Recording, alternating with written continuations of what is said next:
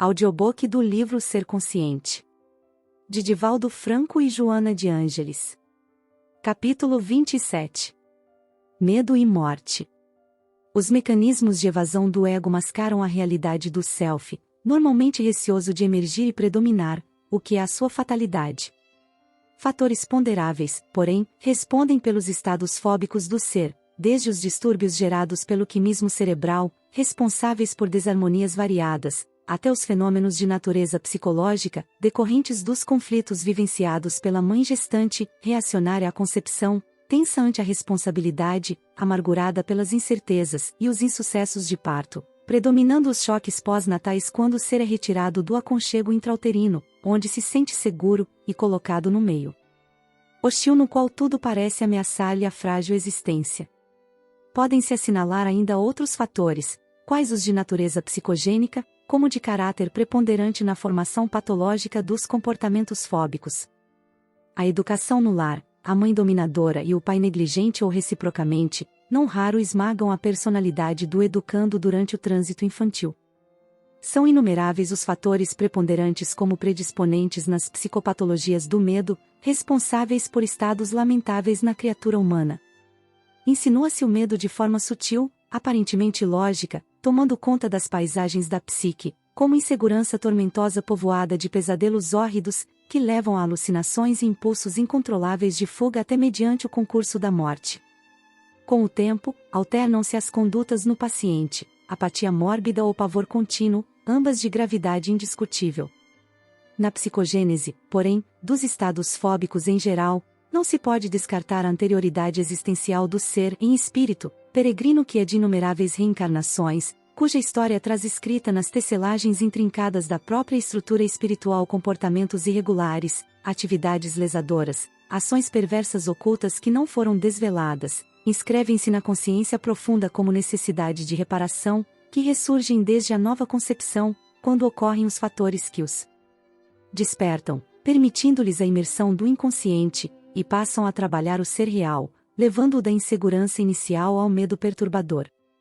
A reencarnação é método para o espírito aprender, agir, educar-se, recuperando-se quando erra, reparando quando se compromete negativamente.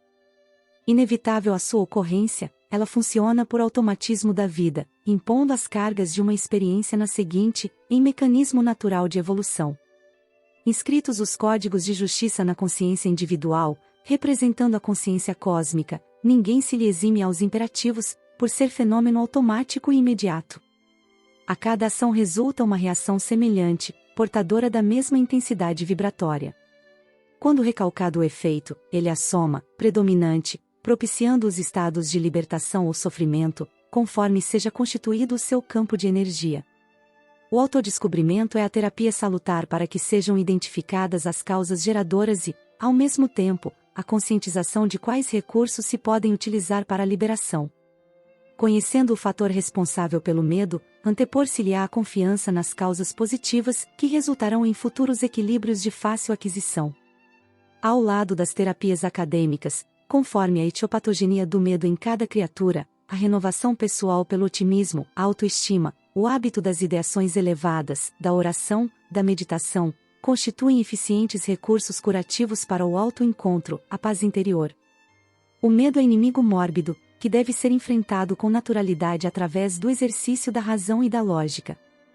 Entre as várias expressões de medo ressalta o da morte, herança atávica dos arquétipos ancestrais, das religiões castradoras e temerárias, dos cultos bárbaros, das conjunturas do desconhecido, das imagens mitológicas que desenharam no tecido social as impressões do temor, das punições eternas para as consciências culpadas, dos horrores inomináveis que o ser humano não tem condições de digerir.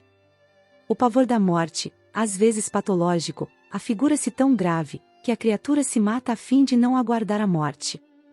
Compreensivelmente, desde o momento da concepção manifesta-se o fenômeno da transformação celular ou morte biológica.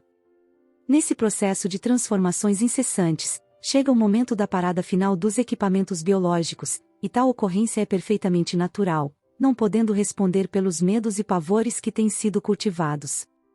Não é a primeira vez que ocorre a morte do corpo, na vilegiatura da evolução dos seres. O esquecimento do fenômeno, de maneira alguma, pode ser considerado como desconhecido pelo espírito, que já o vivenciou antes.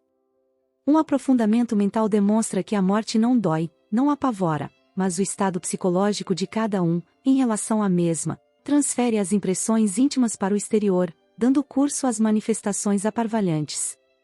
A psicologia transpessoal, lidando com o ser psíquico, o ser espiritual, sabe-o em processo de evolução, entrando no corpo, reencarnação, e dele saindo, desencarnação, da mesma forma que o corpo se utiliza de roupas que lhe são necessárias e dispensáveis, conforme as ocasiões.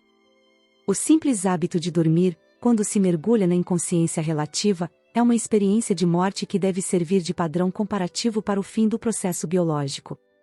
Conforme o eu profundo considere a morte, povoando-a de incertezas, gênios do mal, regiões punitivas ou aniquilamento, dessa forma a enfrentará. O oposto igualmente se dá. Vestindo a morte de esperança de reencontros felizes, de aspirações enobrecidas, de agradável despertar, ocorrerá o milagre da vida. O medo da morte decorre da ignorância da realidade espiritual e do apego ao transitório físico. Freud afirmava que o instinto da morte é superior ao de conservação da vida, o que é perfeitamente natural, tendo-se em vista que o corpo é fenômeno, e este passa, permanecendo a causa, que é a energia, a vida em si mesma. A psicoterapia preventiva, como curadora para o medo da morte, propõe uma conduta harmônica com os níveis superiores de consciência desperta, lúcida, avançando para a transcendência do eu, até culminar na identificação com a cósmica. Pensar e agir bem. Amar e amar-se. Servir, como forma de ser feliz. Vincular-se à fonte da vida perene, causal e terminal. Meditar, beneficiando-se com o autodescobrimento e tornando-se um agente de esperança e de paz, eis como viver sem morrer e morrer para perpetuar a vida.